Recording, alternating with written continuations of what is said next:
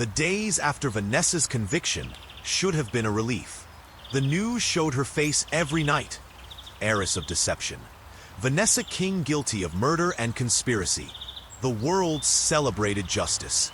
But Maya didn't celebrate. She watched from the sidelines, feeling the invisible noose tighten. Because justice wasn't clean. Not in Derrick's world. And she knew she was next. It began small. Her car tires slashed in the hospital parking lot. Her mail tampered with. Her neighbors whispering about strange men asking questions. At first, Maya thought it was paranoia. Trauma still bleeding into her life. But then, one night after a late shift, she stepped into the hospital elevator and found an envelope waiting on the floor. No name, no address. Inside, a single photograph. It was of her mother, sitting in her small house across town, smiling on the porch. And scribbled across the photo in red ink were 3 words. She's not safe. Maya's knees went weak. Her mother, Angela Johnson, had lived a quiet life, far away from the chaos. She had nothing to do with Derrick, or Vanessa, or the lies. But now she was a target. Maya called Detective Harris that night, voice trembling. "They're going after my family," she whispered. On the other end, Harris's tone was grim. "I warned you, Maya." That flash drive didn't just expose Derrick. It exposed powerful men. Men with reach. Men with no mercy. Vanessa may be gone, but the people she protected aren't. For the first time, Maya felt truly cornered. This wasn't just about her anymore. It was about her mother, about survival. And in that darkness, an idea began to take root. If she couldn't outrun them, she would expose them. The next week, Maya made a move no one expected. She reached out to a journalist. Not just any journalist. Clara Ruiz, a fearless investigative reporter known for toppling corrupt officials. Clara had scars to prove it, but she never backed down. When they met in a dim cafe, Clara leaned forward, eyes sharp. "You understand what you're doing, right? Once this goes public, there's no going back. They won't just scare you. They'll try to erase you." Maya's voice was steady. "They already tried. And I'm still here. If I stay silent, they win. If I speak, maybe, just maybe karma catches up." They began working together in secret. Every night after Maya's shifts, she and Clara poured through Derrick's files, connecting dots, mapping networks. They uncovered bribes that reached City Hall, judges who had fixed trials, businessmen who laundered dirty money through charities. It was worse than Maya imagined. Derrick hadn't been a lone wolf. He'd been the spider in a web stretching across the city. And Vanessa, she'd been his queen. The web was still alive. And now, they had Maya in their sights. One night, while leaving Clara's office, Maya felt it again. The chill. The presence. She turned, and a man stepped out of the alley. Tall, broad shoulders, face half in shadow. "You're making a mistake," he said, his voice low, deliberate. "People like Derrick, they're replaceable. But the men he worked for? They're untouchable. Walk away before it's too late." Maya swallowed, her voice trembling but defiant. "And if I don't?" The man's smile was cold. "Then we'll bury you in the same silence we buried him." He walked away, vanishing into the night. Maya stood frozen, the words echoing in her ears. That night, she called her mother. "Mom," she whispered, fighting tears. "I need you to leave town for a while. Stay with Aunt Rachel. Please, for me." Angela Johnson didn't ask questions. She heard the fear in her daughter's voice and agreed. But as Maya hung up, she knew running wouldn't stop it. Not this time. The next day, Clara handed Maya a folder. "Are you sure?" she asked. "Once we publish this, it's war." Maya looked at the papers. Proof of corruption, names of the powerful, the truth that had killed Derrick and chained Vanessa. Her hands shook, but her heart was steady. "Yes," she said, "it's time." But just as they prepared to go public, the cafe door burst open. A masked man stormed in, gun raised. Patrons screamed, ducking for cover. Clara shoved Maya to the ground, shielding her. The man's eyes locked on Maya. "You were warned." The gunshots split the air. And then silence. When Maya opened her eyes, the gunman was gone.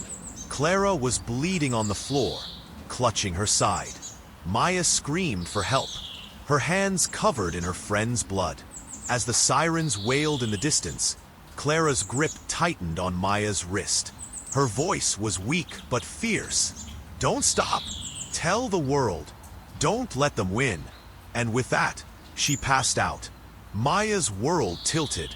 Clara's life hung by a thread, and the message was clear. If she pushed forward, more blood would be spilled. But if she stopped, the silence would swallow everything. Standing in the hospital waiting room later, her clothes stained with Clara's blood, Maya whispered to herself, "No more silence. No more fear. If they want a war, I'll give them one." Do you think Maya should risk everything to expose Derrick's powerful network? Or should she disappear to save herself and her family? What would you do in her place? Let me know in the comments. The hospital room was quiet except for the steady beep of the heart monitor. Clara Ruiz lay unconscious, pale against the white sheets, her life suspended by machines. Maya sat at her bedside, hands trembling, the weight of guilt pressing into her chest. Clara had nearly died because of her, because she had dared to chase the truth. But Clara's last words burned in her ears. "Don't stop. Tell the world." Maya knew what she had to do. The next morning, she walked into Detective Harris's office. His eyebrows rose when he saw her. "Maya, you should be hiding, not..." "No," she interrupted, her voice steady. "I'm done hiding.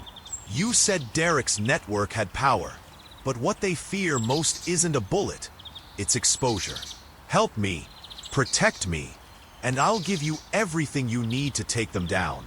For a long moment, Harris studied her. Then slowly, he nodded. "All right, but understand this. Once you start, there's no turning back." "I know," Maya whispered, "and I'm ready." The next week was a blur of planning. Harris and his team set up a sting. Using the files from Derrick's flash drive as bait, Maya would act as the whistleblower, feeding the press while the police quietly built their case. It was risky, dangerous, and Maya was the centerpiece. The night before the operation, Maya sat alone in her apartment. She stared at the photo of her and Vanessa as children, smiling, arms around each other, before betrayal, before Derrick. How had it come to this? How had love turned to hate, loyalty to poison?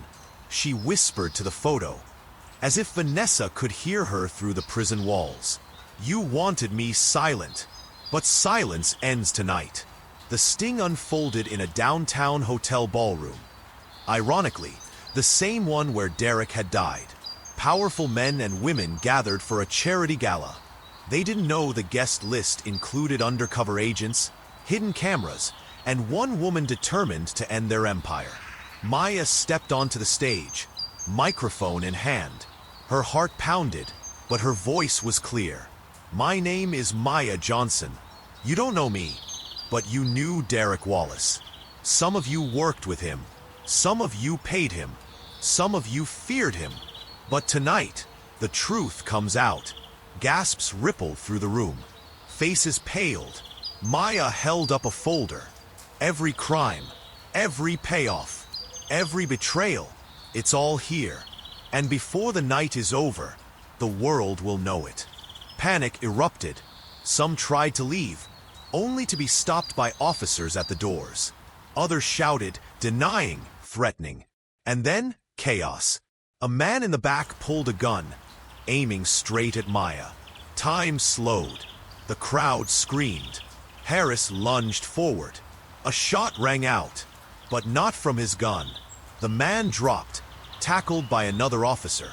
The weapon skidded across the floor. Maya stood frozen, her breath ragged. She had almost died for this. But she didn't back down. By midnight, headlines blared across every news station. Corruption web exposed.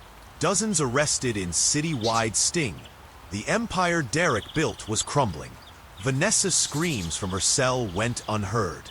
And the men who thought they were untouchable were now in handcuffs, their faces plastered across the news. Karma had arrived, but it wasn't victory without scars. Clara remained in the hospital, fighting for her life. Maya's mother lived in fear, forced to move far away for safety. And Maya herself? She became both hero and target. Some hailed her as the woman who brought down a city of corruption. Others whispered that she had only stirred a deeper darkness. But one thing was certain: she would never again be silenced. Weeks later, Maya stood alone on the same rooftop where it all began. The wind howled, carrying with it ghosts of betrayal and loss. She stared at the city lights below, remembering Derrick's fall, Vanessa's lies, the endless nights of fear. And then, softly, she whispered, "It's over." But even as the words left her lips, she felt it, an unease. Because stories like this never truly end. Silence can be broken, but echoes remain. As Maya turned to leave, her phone buzzed. One new message. No name, no number, just 4 words. "We are still watching." Her heart stopped. The war wasn't over. It was only changing hands. The end, or the beginning? What do you think? Did Maya really win? Or has she only exposed herself to an even greater enemy? Should there be another series of this story where she faces what comes next? Drop your thoughts in the comments. I'd love to hear your theories.